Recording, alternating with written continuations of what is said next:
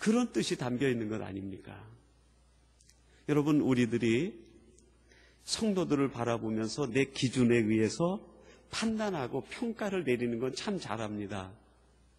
그러나 상대방을 보면서 내가 이해하지 못할 때 그거를 이해할 수 있도록 내 기준을 하나님의 기준에게까지, 하나님의 생각까지 높이는 일은 우리들이 하지 않아요. 오히려 사도 바울은 지금 우리에게 그것을 권면하고 있습니다. 그것을 바라보고 거기에 담겨있는 하나님의 소원을 생각하라. 내가 깨닫지 못하는, 내가 가지고 있는 기준으로 이해할 수 없는, 내가 가지고 있는 상상이나 생각으로는 도저히 알 수도 없는 그 속에 담겨있는 하나님의 소원을 한번 느껴보라는 거예요. 여러분, 어떻게 보면 우리들은 늘 우리 주변에 있는 모든 것들을 바라보면서 내 자신의 생각을 높이고 내 자신의 기준을 높이고 내 자신의 가치 기준을 하나님과 점점 가까이 하고 좁혀가는 것이, 그게 우리의 과제다, 그런 생각이 들어요.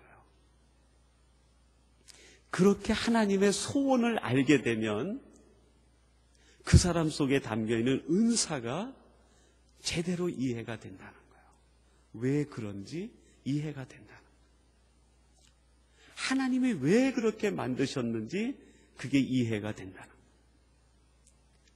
내가 가지고 있는 기준에서 이해되지 못하는 걸 가지고 이해할 수 없다고 하는 것이 아니라, 이해가 되지 않을 때 내 기준을 높여서 하나님의 관점에서 이해하게 되면 그 은사 속에 얼마나 귀한 하나님의 가치와 하나님의 마음과 하나님의 생각이 담겨 있는지 알게 될 것이다. 굉장히 역설적인 표현이지만 우리들이 늘 이 말씀을 따라 우리 자신을 새롭게 할 필요가 있을 것 같아요. 내가 이해 못한다고 해서 이거는 못 쓸 거야, 내가 생각하는 그 가치 기준에 미치지 못한다고 그래서 이거는 소용이 없어, 그게 아니라 분명히 여기에 하나님의 위대한 계획이 있을 텐데, 하나님 그 계획이 무엇입니까? 하나님이 거기에 담아두신 소원이 무엇입니까? 그것을 깨닫고 묻고 그것을 이해하게 될 때 그 속에 담겨있는 귀한 하나님의 가치와 생각과 하나님의 마음을 알 수 있게 된다는 거예요. 여러분, 이런 은사적 이해의 자세는 우리의 모든 생활 전반에 적용할 필요가 있다고 생각합니다. 우리가 살아가는 삶 영역에서 만나는 많은 일들이 있어요. 상황도 있고 사건도 있고 사람들도 만나게 됩니다. 이해가 되는 상황이나 이해가 되는 사람도 있지만 그렇지 않을 때가 있어요. 그럴 때 우리가 이 사람 이해할 수 없네, 이 상황은 이해가 되지 않아, 그리고 덮어두고 멀리할 것이 아니라 분명히 하나님께서 내게 보내신 것이라고 하면 여기에 내가 상상할 수도 없는 하나님의 위대한 생각이 담겨 있을 텐데, 하나님 그게 뭘까요? 그래서 내 이해력과 내 가치 기준과 생각을 하나님의 생각과 같이 할 때 거기에 담겨있는 뜻이 이해가 된다. 그때 고난도 우리가 수용할 수 있게 되는 것이고요, 우리에게 다가오는 모든 상황들도 우리가 받아들이게 되고 그 속에서 더 우리들이 정금처럼 빛나서 나오는 것 아닙니까? 그 다음에 은사에 담겨있는 또 한 가지 의미는 서로 도우라는 하나님의 생각이 그 속에 담겨 있습니다. 여러분, 24절에 보니까요, 이렇게 말씀합니다. 우리의 아름다운 지체는 요구할 것이 없으니 오직 하나님이 몸을 고르게 하여 부족한 조체에게 존귀를 더하사라고 말합니다. 하나님께서 이 지체에 대한 얘기를 하시면서 왜 이런 지체에 또 이런 지체들을 덧붙여 주셨는가 하는 얘기를 하면서 하시는 말씀이 부족한 자에게 존귀를 더하기 위해서 지체를 만들어 보냈다, 그렇게 이야기합니다. 그러니까 하나님께서 개개인의 그 몸된 교회를 바라보면서 그 지체들을 만들어 보내고 성도들을 보내실 때 하나님의 목적이 있고 뜻이 있다는 거예요. 하나님이 전체를 볼 때 부족한 부분이 있기 때문에 그 부족한 부분을 채우게 하시고 돕게 하시기 위해서 또 다른 지체를 만들어 전체가 존귀해지게 한다, 그렇게 말하고 있어요.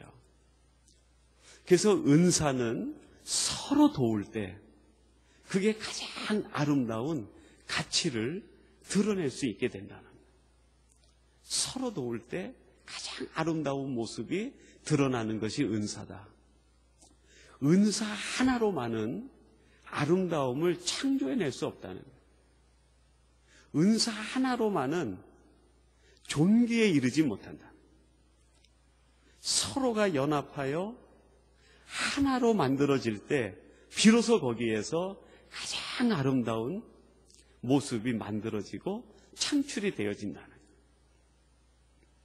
여러분, 지난 주일에 우리 교회가 그 부활절 연합 예배를 드리면서 칸타타를 같이 했습니다.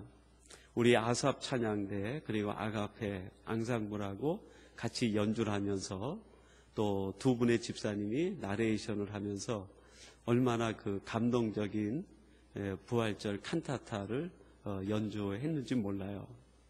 그 친교하는 중에 모든 분들의 화제가 전부 칸타타의 얘기를 하더라고요. 근데 제가 몇 분에게 그 얘기를 들으면서 공통적으로 듣는 얘기가 있었어요. 그게 뭐냐면 참 아름다웠다. 참 아름다웠다. 그 얘기를 하더라고요.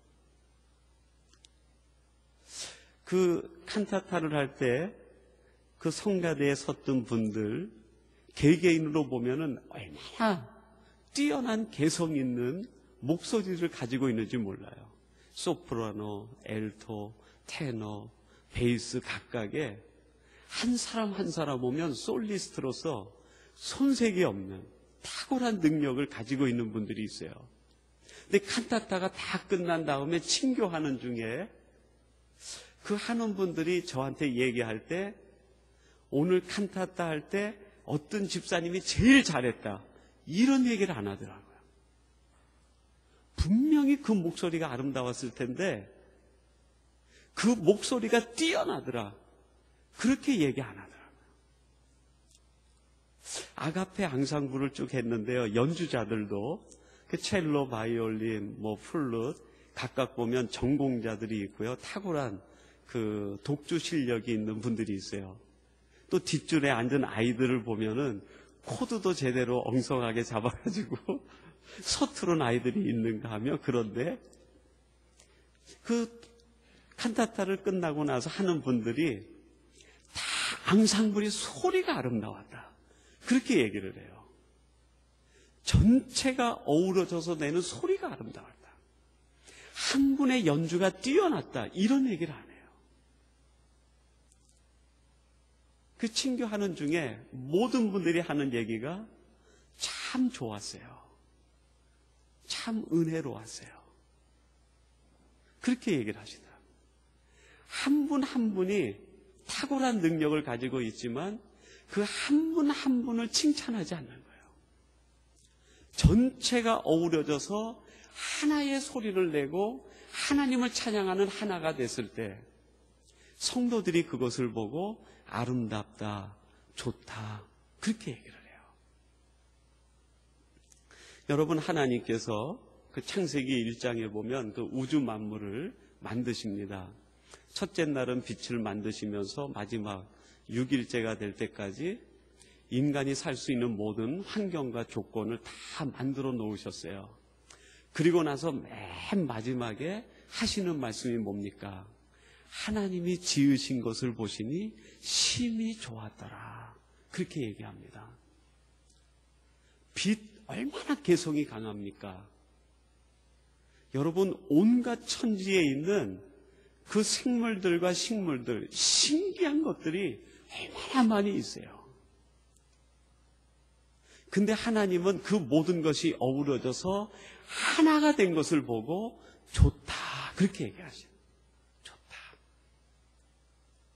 하나님이 왜 우리에게 각자의 은사를 나눠 주실까? 하나님이 우리를 보시고 좋다, 그 얘기를 듣고 싶은 거예요. 삼성교회 전체를 보고 하나님이 참 좋다, 그런 얘기를 들으셔야 되는데 조그만 부족함이 있는 거예요. 그 부족함을 채우기 위해서 하나님이 한 은사를 만들어 보내신 거예요. 그래서 그 은사가 들어감으로 인해서, 그 하나가 들어감으로 인해서 하나님이 원하시는 완벽한 참 좋다, 그것이 이루어지기 때문에 하나님께서 그 은사 하나하나를 계산하셔서 만들어 보내셨다는 거예요. 여러분, 우리들은 은사를 얘기할 때 언제나 주관적인 은사를 생각합니다. 내 입장에서.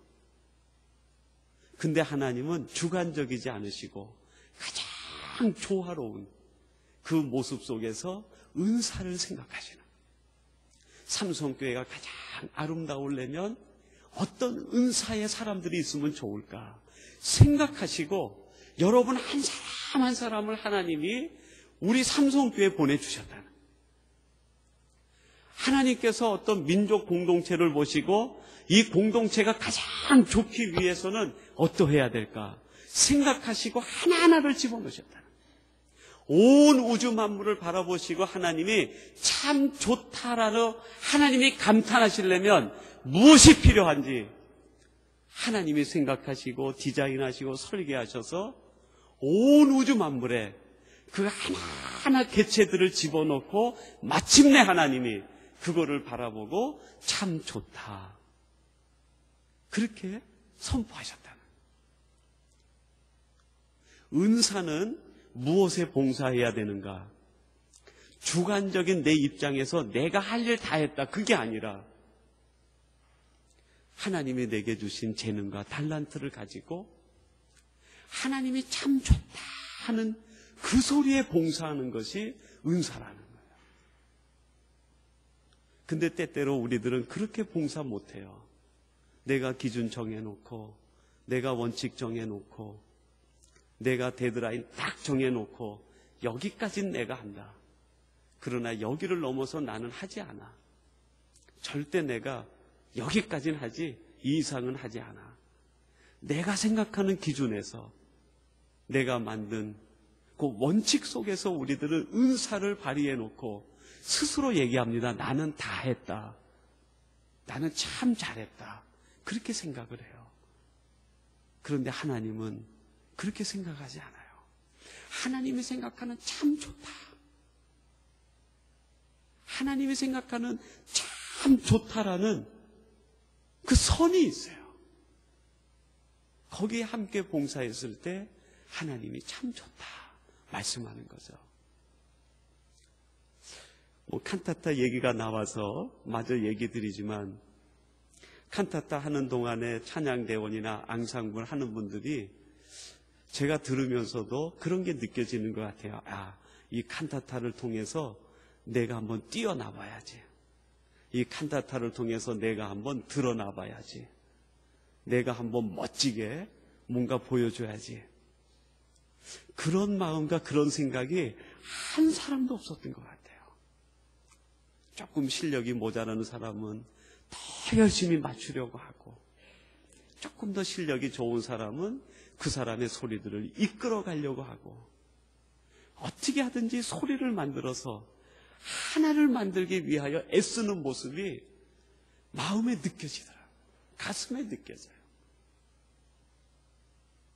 그게 참 좋은 것 아니겠어요? 성도들이 느낀 것도 그것이라고 생각합니다. 그리고 저에게 얘기해 주신 참 좋았어요, 아름다웠어요 하는 얘기도 그것이었으리라 저는 그렇게 생각합니다. 여러분, 삼성교회는 우리가 디자인하고 우리가 참 좋다는 영역에 머무는 교회에서는 안 됩니다. 하나님이 참 좋다. 거기까지 자라야 돼요.